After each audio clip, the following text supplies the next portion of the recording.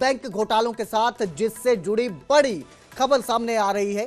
सरकार ने बैंक घोटाले की सीबीआई जांच की सिफारिश की है और अब सीबीआई 590 करोड़ रुपए के बैंक घोटाले की जांच करेगी।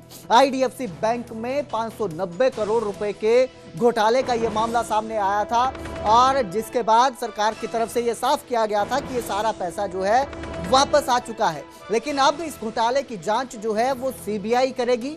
कोटक महिंद्रा बैंक में भी 160 करोड़ रुपए का घोटाला सामने आया है, जिसके बाद बैंक में इस तरह से जो घोटाले सामने आ रहे हैं, सरकार सख्त नजर आ रही है। और अब जिस तरह से सरकारी विभागों के साथ फ्रॉड हुआ है, अब हरियाणा सरकार इसकी जांच सीबीआई को सौंपेगी, इसकी सिफारिश कर रही है। तो अब इसकी जांच जो है सीबीआई को सौंपी जाएगी। मेरे सहयोगी अंकित दुधानी इस खबर पर ज्यादा जानकारी के साथ हमारे साथ जुड़े हैं। जी अंकित, एक घोटाला आया पहले 590 करोड़ रुपए का, उसके बाद फिर सरकारी विभाग के साथ घोटाला होता है, कोटक महिंद्रा बैंक के साथ 160 करोड़ रुपए का फिर से आता है और अब सरकार जो है सख्त नजर आ रही है। इस पे सीबीआई जांच की बात की जा रही है, क्या कहेंगे इसको लेकर?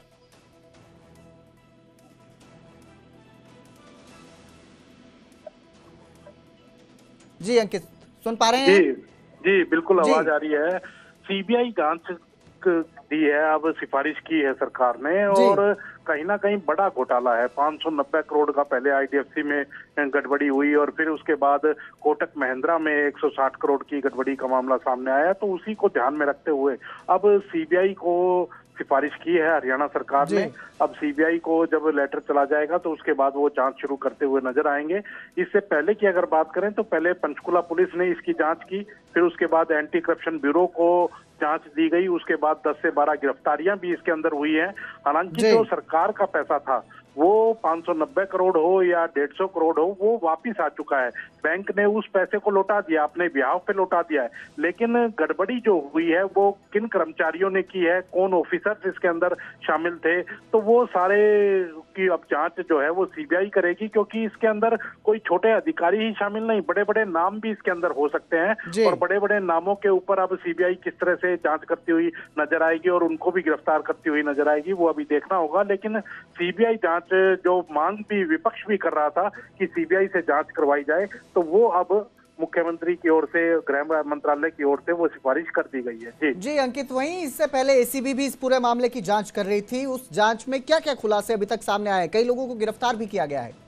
बिल्कुल, एंटी करप्शन ब्यूरो ने जब इस मामले में जांच की है तो उसके बाद 10 से 12 गिरफ्तारियां भी हुई है। वो चाहे बैंक के मैनेजर हों या तो और जिस तरह से ऋषि का नाम आया था, वैभव का नाम आया था, इस तरह के काफी नाम सामने आए थे। और हमने देखा था कि एक वीडियो भी थाईलैंड से निकल करके सामने आया था जिसमें वो मस्ती करते हुए नजर आ रहे थे वहां इस लूट के पैसे से, कहीं ना कहीं इस घोटाले के पैसे से।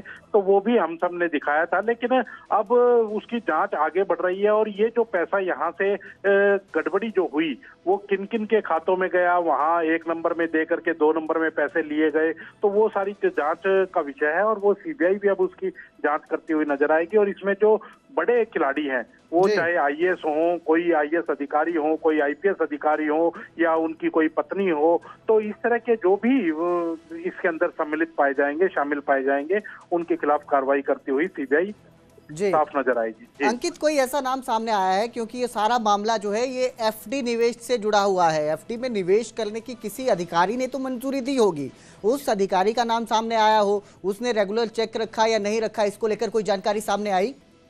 बिल्कुल, अभी सरकारी अधिकारियों का तो कितनी इन्वॉल्वमेंट है कितनी नहीं है वो अभी निकल करके सामने नहीं आया है। एक पंचायत विभाग के जो अधिकारी थे उनका जरूर निकल करके सामने आया था और उनके खिलाफ एक्शन भी हुआ है। लेकिन अब और कौन कौन अधिकारी शामिल है वो अभी जांच में ही निकलकर सामने आएगा। जी बिल्कुल, बहुत बहुत शुक्रिया इस तमाम जानकारी के लिए अंकित। तो फिलहाल अब जो है सरकार इस मामले में सख्त नजर आ रही है और जिस तरह से विपक्ष भी लगातार मांग कर रहा था कि सीबीआई इस पूरे घोटाले की जांच करे, अब सीबीआई जांच की सिफारिश सरकार कर रही है इस मामले में।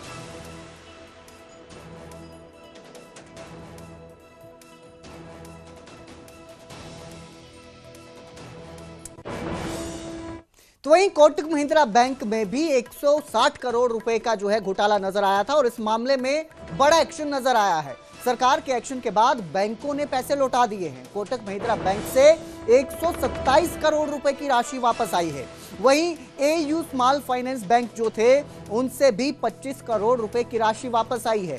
पंचकुला नगर निगम के खातों में ये पैसे आए हैं और नगर निगम की एफडी के पैसों के साथ ही फ्रॉड का ये मामला सामने आया था। इस मामले में सीएम ने सख्त कार्रवाई के आदेश दिए थे, जिसके बाद अब पैसा वापस आया है। वहीं बीते कल भी हमने देखा कि किस तरह से सरकार सख्त नजर आई थी और कोटक महिंद्रा बैंक की कई ब्रांचों को बंद कर दिया गया था। काफी देर तक ये ब्रांचें बंद रही और 2-2.5 घंटे बंद रहने के बाद करनाल और पंचकुला में इन ब्रांचों को खोल दिया गया था ताकि लोगों को किसी तरह की परेशानी ना आए। लेकिन जिस तरह से एक्शन में सरकार नजर आ रही है उसके बाद पैसा लौटा दिया गया है। कोटक महिंद्रा बैंक से भी 127 करोड़ रुपए की राशि वापस आई है। वहीं एयू स्मॉल फाइनेंस जो बैंक थे उनसे भी 25 करोड़ रुपए की राशि वापस आ चुकी है।